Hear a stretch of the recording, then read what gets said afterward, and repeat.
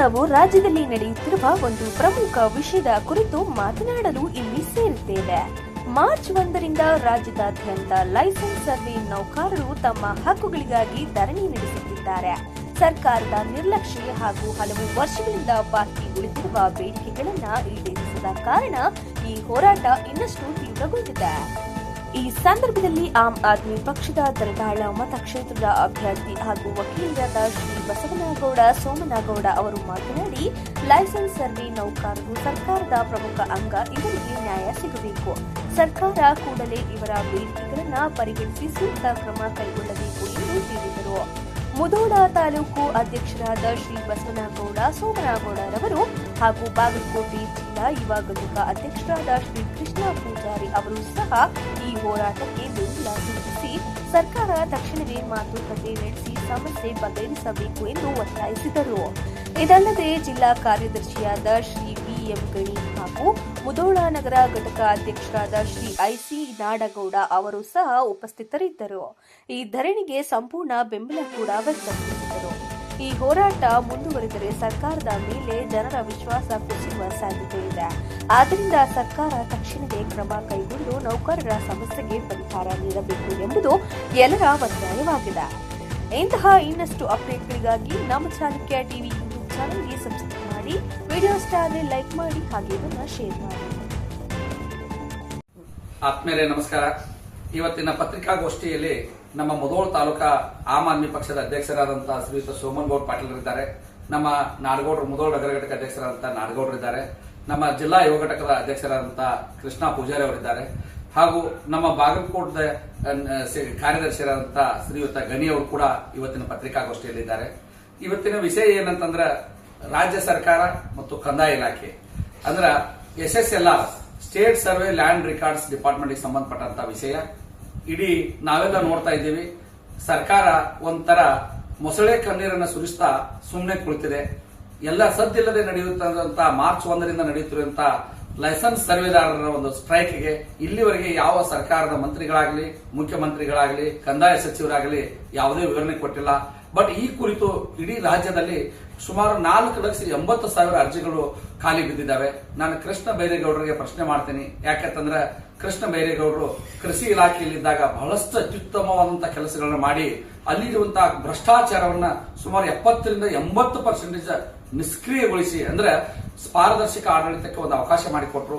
ಅದೇ ರೀತಿ ಈ ಕಂದಾಯ ಸಚಿವರಾದ್ಮೇಲೆ 2.0 ಸಾಫ್ಟ್ವೇರ್ ತಗೊಂಡ್ಬಂದ್ರು. ರೈತರಿಗೆ ನೇರವಾಗಿ ಉತ್ತಾರ ಸಿಗುವ ಹಾಗೆ ಮಾಡಿದರು. ಈ ಗ್ರಾಮ ಪಂಚಾಯತ್ ಇನ್ನಿತರ ಕಡೆ ನಡೆಯುವಂತಹ ಅವ್ಯವಹಾರ, ಭ್ರಷ್ಟಾಚಾರ, ಲಂಚಗೊಳಿತನಕ್ಕೆ ಒಂದು ತಿಲಾಂಜಲಿ ಹಾಡಿ 2.0 ಸಾಫ್ಟ್ವೇರ್ ತಂದು ಎಲ್ಲರೂ ಕೂಡ ತಮ್ಮ ಮೊಬೈಲ್ನಲ್ಲಿ ಉತ್ತಾರ ತೆಗೆಯುವ ಹಾಗೆ ಮಾಡಿದರು. ಇನ್ನು ಅವರಿಗೆ ಒಂದು ಕಿವಿ ಮಾತು ಹೇಳಲಿಕ್ಕೆ ಇಚ್ಛೆ ಪಡ್ತೀನಿ. ಆತ್ಮೀಯರಾದಂತಹ ಕೃಷ್ಣ ಬೈರೇಗೌಡ ಸಚಿವರೇ, ಇವತ್ತು 2002ರಲ್ಲಿ ಸರ್ವೆ ಇಲಾಖೆಯಲ್ಲಿ ಲೈಸೆನ್ಸ್ ಸರ್ವೆ ಹುದ್ದೆಗಳ ಸೃಷ್ಟಿಯಾಯಿತು. ಇವತ್ತಿನವರೆಗೂ ಸುಮಾರು 23 ವರ್ಷ, ಅಂದ್ರೆ ಸುಮಾರು 25-26ನೇ ವಯಸ್ಸಿಗೆ ಆಯ್ಕೆಯಾದಂತಹ ಒಬ್ಬ ಸಿವಿಲ್ ಇಂಜಿನಿಯರ್, ಒಬ್ಬ BE ಮುಗಿಸಬೇಕಾದ್ರೆ ಏನ್ ಕಷ್ಟ ಅಂತ ಒಬ್ಬ ರೈತನಿಗೆ ಗೊತ್ತಿದೆ, ನಿಮಗೂ ಕೂಡ ಗೊತ್ತದ. ಸುಮಾರು 10-20 ಲಕ್ಷ ಖರ್ಚು ಮಾಡಿ ಒಬ್ಬ ವಿದ್ಯಾರ್ಥಿ ತನ್ನ ಜೀವನಾವಧಿಯಲ್ಲಿ BE ಸಿವಿಲ್ ಮಾಡ್ತಾನ, ಡಿಪ್ಲೊಮಾ ಮಾಡ್ತಾನ, ಏನೋ ಸರ್ಕಾರಿ ನೌಕರಿ ಕಾಲ್ಫಾರ್ಮ್ ಐತೆ ಅಂತ ತಿಳಿದು ಅರ್ಜಿ ಹಾಕಿ ಸುಮಾರು 23 ವರ್ಷಗಳಿಂದ ಸರ್ವೆ ಇಲಾಖೆಯಲ್ಲಿ ಲೈಸೆನ್ಸ್ ಸರ್ವೇರ್ ಅಂತ ಹೇಳಿ ನೌಕರಿ ಮಾಡ್ತಾ ಇದ್ದಾನೆ. ಅವ್ರಿಗೆ ನೀವು ಕೊಡುವಂತಹ ಸಂಬಳ ಕೇವಲ 25,000. ನಾನು ಏನ್ ಕೇಳ್ತೀನಿ ಕೃಷ್ಣ ಬೈರೇಗೌಡ ಸಾಹೇಬ್ರೆ, ನೀವು ಕೊಡ್ತಾ ಇರುವಂತಹ ಪಗಾರ ನಿಮ್ಮ ಸರ್ಕಾರ ಖಜಾನೆದಲ್ಲ.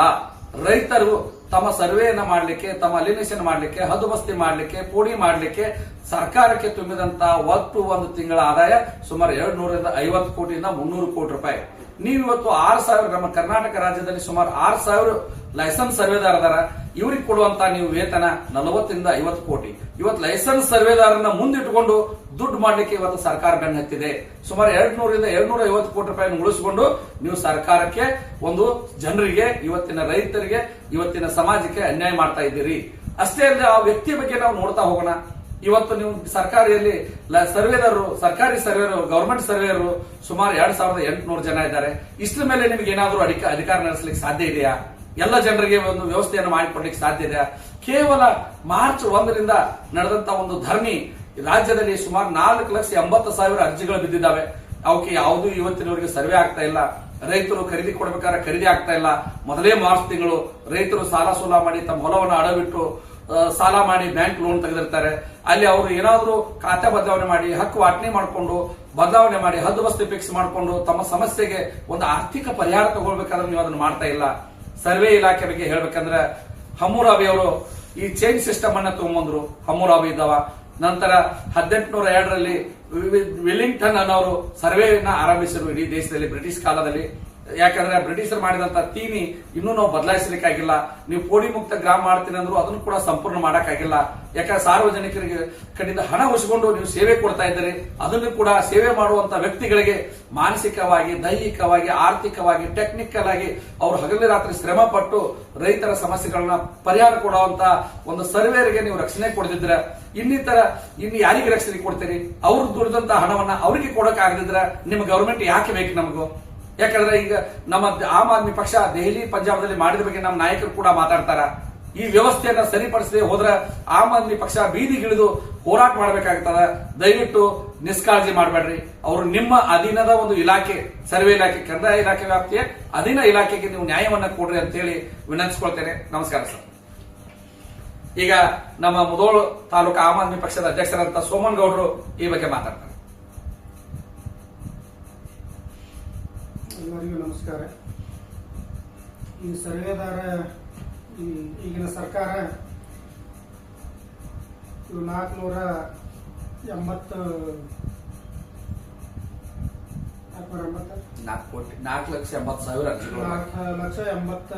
ಕೋಟಿ 80,000 ಅರ್ಜಿಗಳು ಬಾಕಿ ಇದ್ದು ಈಗಿನ ಸರ್ಕಾರದವರು ಇವ್ರನ್ನ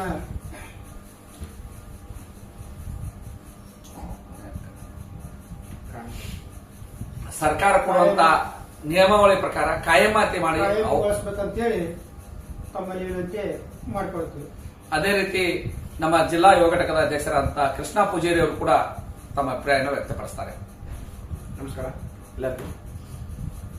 ಈಗ ನಿರುದ್ಯೋಗ ಸಮಸ್ಯೆ ನಮ್ಮ ಕರ್ನಾಟಕದಲ್ಲಿ ಜಾಸ್ತಿ ಇದೆ. 2,80,000 ಗುತ್ತಿಗೆದಾರರ ಮೇಲೆ ಉದ್ಯೋಗಗಳು ಖಾಲಿ ಇದಾವೆ. ಇವನ್ನ ಸರ್ಕಾರ ಇನ್ನೂ ತುಂಬಿಲ್ಲ.